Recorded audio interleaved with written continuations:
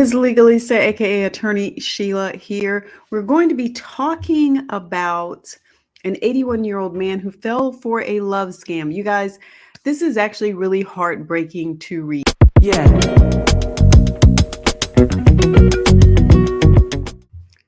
This is Bobby Crosby, 81 years old, down in Florida.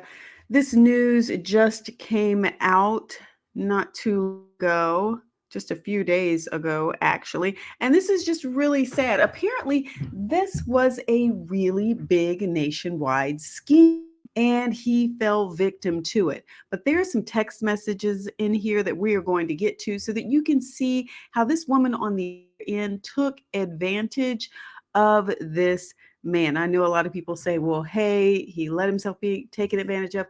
Look, again, we're going to go through some of the circumstances here, talk about it, so maybe we can develop a little bit more awareness about this and understand what scammers are out there doing. I say all the time, scammers are working 24 hours a day, 7 days a week. They take weekends off, they don't take vacations, and they don't take holidays off either. But let's take a look at this news that's coming out of Florida, local news here. 81-year-old Florida man accused in nationwide fraud scheme fell for romance scam, police say.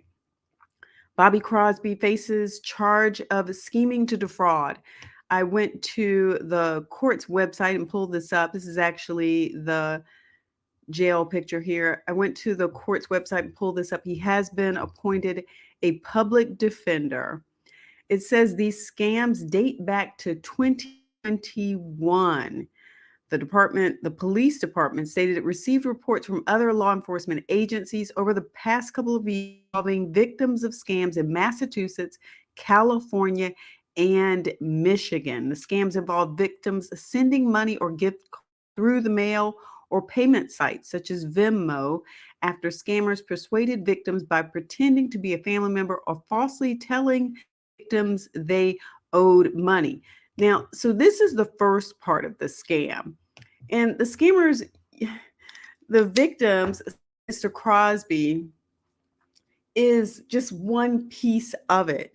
You have the original scam that's going on where scammers are out there telling people, hey, you owe money. Hey, send gift cards. Hey, someone you love is in jail. All those scams that I've taught in other videos, that's what they're out there doing.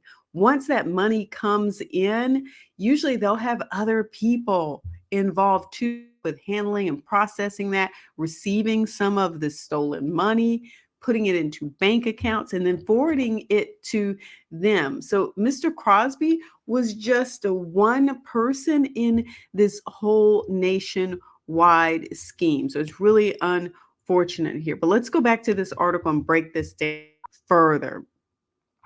So it says here that in April 2021, law enforcement in these areas were able to track shipments to his home where he was living with where he lived with his wife. Now, at some point in time, his wife passed. It said police confirmed he admitted to receiving victims' money and other items through the mail for about a year. He said he didn't know who this person was. He said he met the woman through Facebook Messenger the year before. I've told you that too. Facebook Messenger, they will pop up.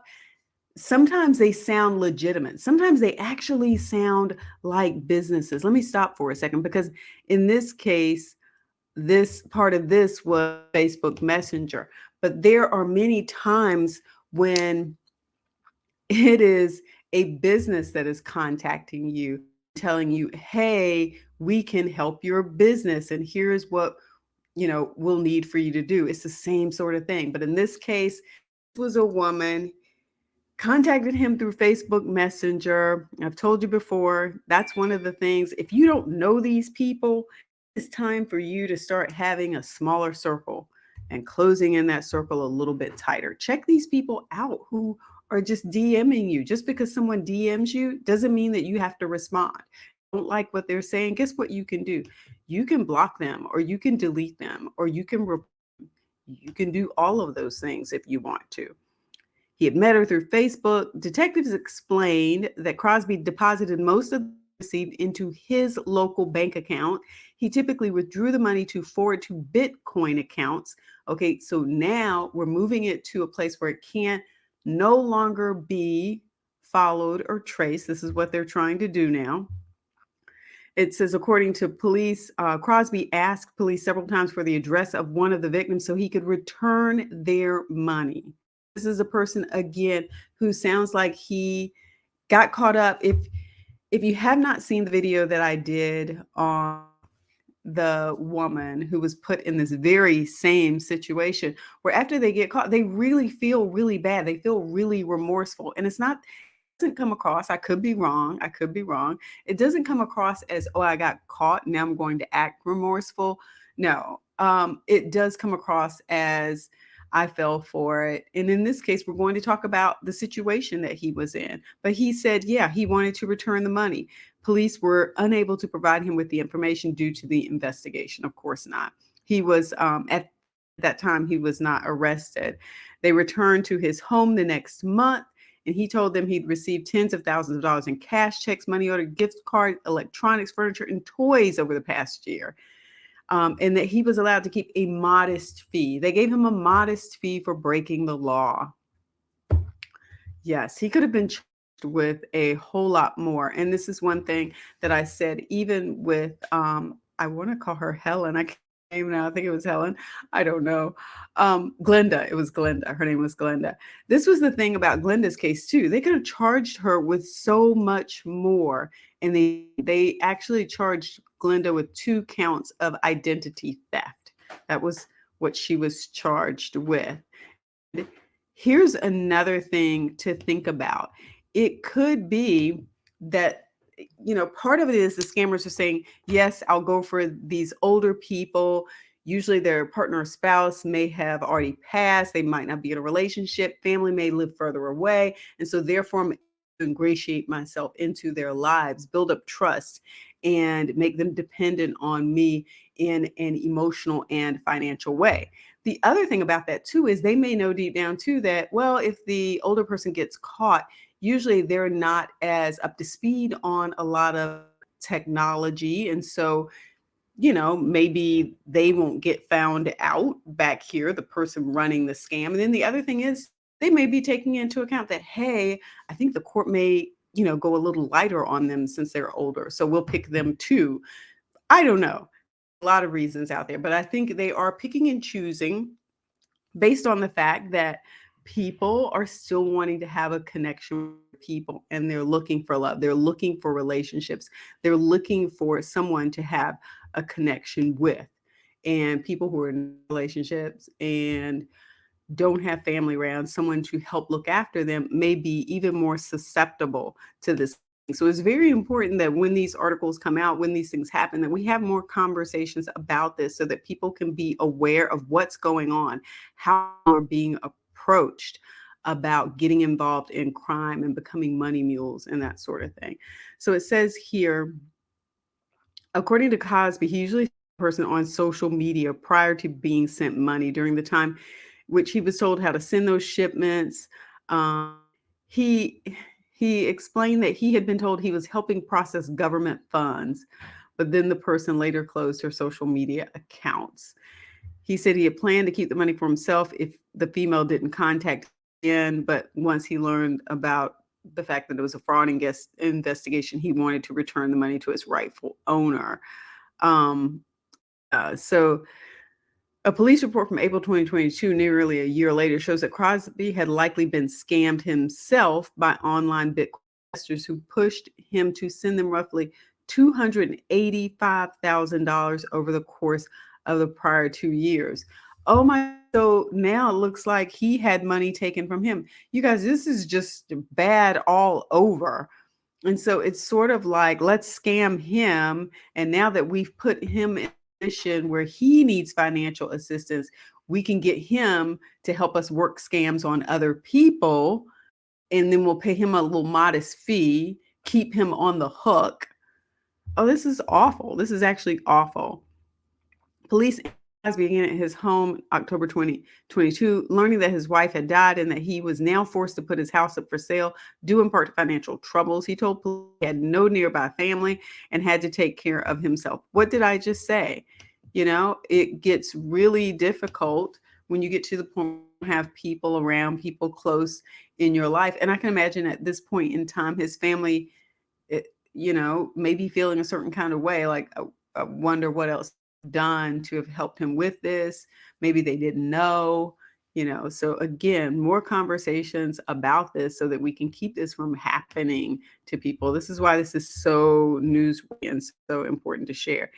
So let's look at this part with the text messages, because this is where I think it really shows you the position that he was in. The account says, okay, please, probably you might get a package by Tuesday from FedEx, and I want you to help me send it as soon as you get it. Okay, my love.